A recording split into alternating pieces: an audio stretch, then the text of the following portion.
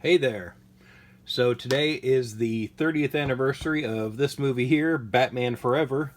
So I thought I would take a look at the collector's set for the movie adaptation that came out back in the day. So they don't make too many of these anymore, but it used to be when like a superhero movie came out or something kind of comic related, they would do a comic book of the movie.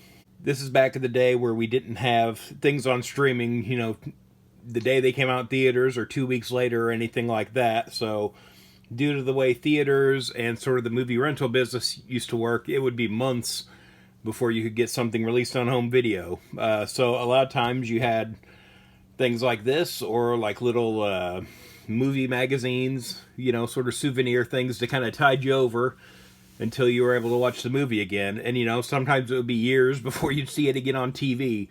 So, movie adaptations were kind of a big thing back then. You kind of have them with all the kind of big releases. So this is the Batman Forever one that came out. And so this is bagged with a few different things in it. So it says here we've got a trading card and sky caps, which I think is what they were calling Pogs. And so this comes with the single by U2 from the soundtrack. And so here's the back of the bag here. Kind of telling us what's in the bag too here on the back.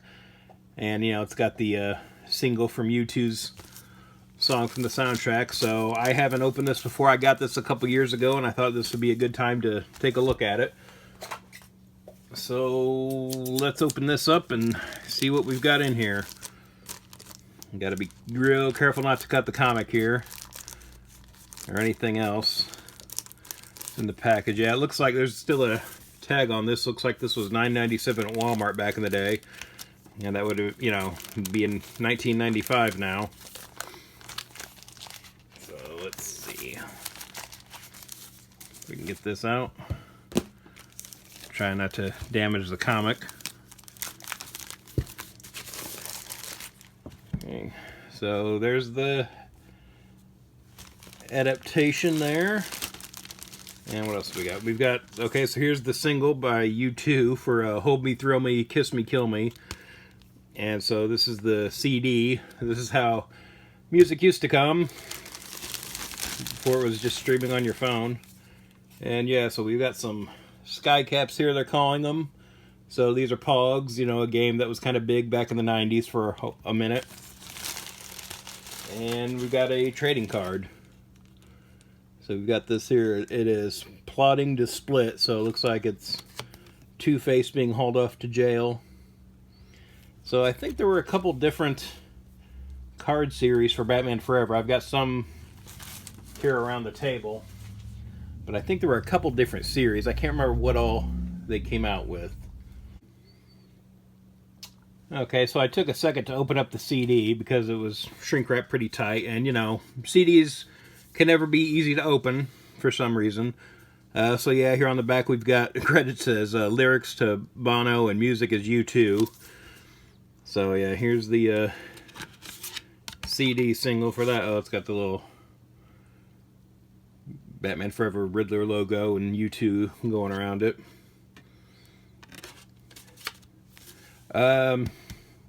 Kind of surprising too that this was one of the singles off of the soundtrack album, but Seal's "Kiss from a Rose" was also on that album, and that's kind of been the one that's kind of persisted all these years, 30 years later. So it's surprising they didn't put both of them on here, but who knows? Maybe they thought that was going to be the bigger hit back in the day. So we've got the CD, we've got the comic, we've got the sky caps, Pogs, and the card that all came with it. And see, Pogs was like a milk cap game from back in the day. And so, yeah, we've just got that pattern there on the back. Nothing interesting. So, yeah, so we've got a Batman and Riddler Pog. And then here's the comic. So, yeah, so this is like a, thicker cardstock cover here, like the Prestige format DC used to do back in the day. And I think this is probably pretty close to the format. I'm pretty sure this is the same format as the Batman Returns comic they did. And it might have even been for the Batman 89. I'm not sure. I'd have to go back and look at that one again, too. But yeah, like, even to the, sort of film going down the side here on the back cover. I feel like that's exactly how the Batman Return one was.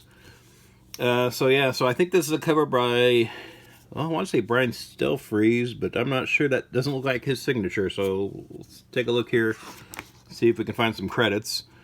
So yeah, so written by Denny O'Neil, who was, you know, the Batman editor then for so long. Then penciler Michael Dukowitz. I'm not sure who that is. That name doesn't sound familiar. Then Scott Hanna on inks, who was, you know, sort of like a mainstay in the Batman books back then.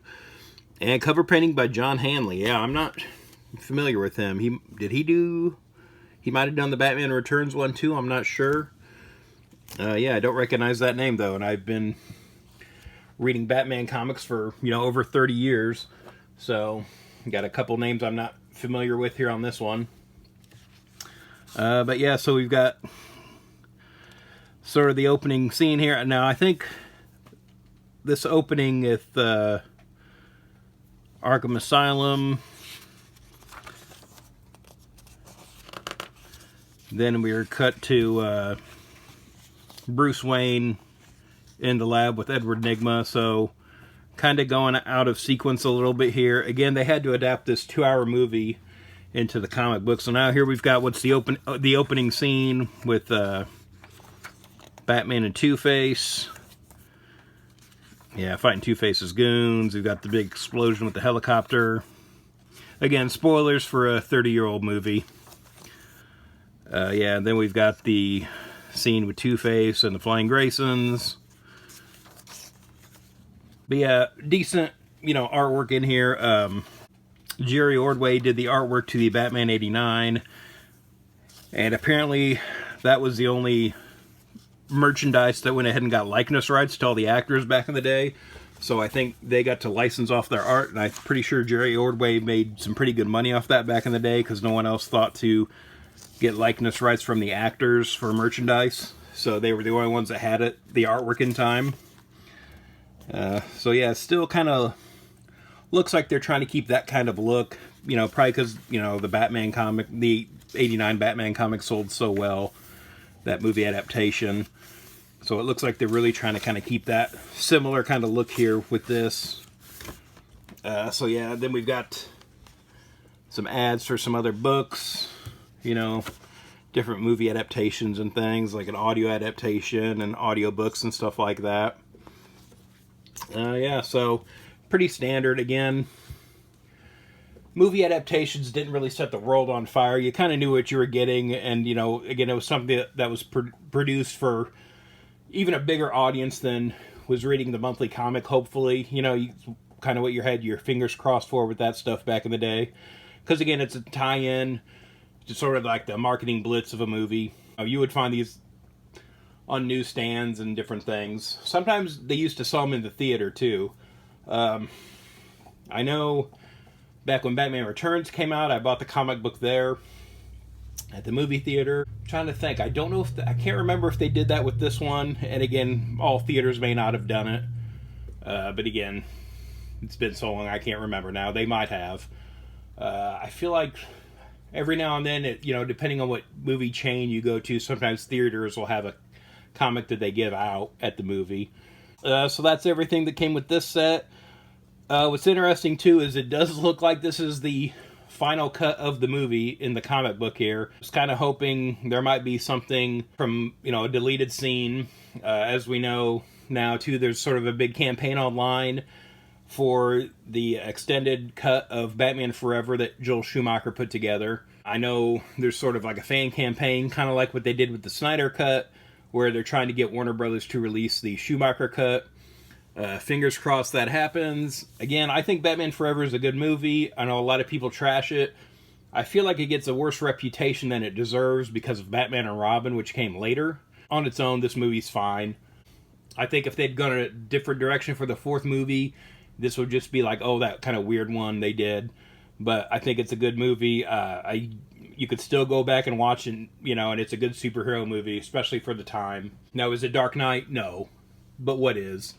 You know what I mean? So, if you haven't watched it lately, I'd recommend it. And, you know, hopefully we do get, you know, the Schumacher cut released at some point. Now that Joel Schumacher's gone and Val Kilmer passed away recently. It'd be a really good time, you know, especially for the 30th anniversary to kind of release that. I don't know what would really stop Warner Brothers from doing it. I don't know if there'd be a lot of production costs and kind of if they have to, you know, re-edit the movie or finish things up. I'm not sure. But I've bought this movie on tape, DVD, digital. I'd buy another copy of it, you know, especially being sort of a completist with Batman stuff. Hopefully we get that someday. But here's everything that came with the book today.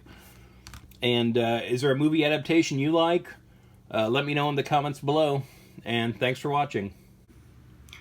If you'd like to follow me on social media, I'm on Twitter/X at Detective651. Also on Instagram at Detective651. Be sure to check out my t-shirt store at tpublic.com/user/Detective651. I've got a lot of nerdy designs on there, and there's sales all the time, so check it out frequently.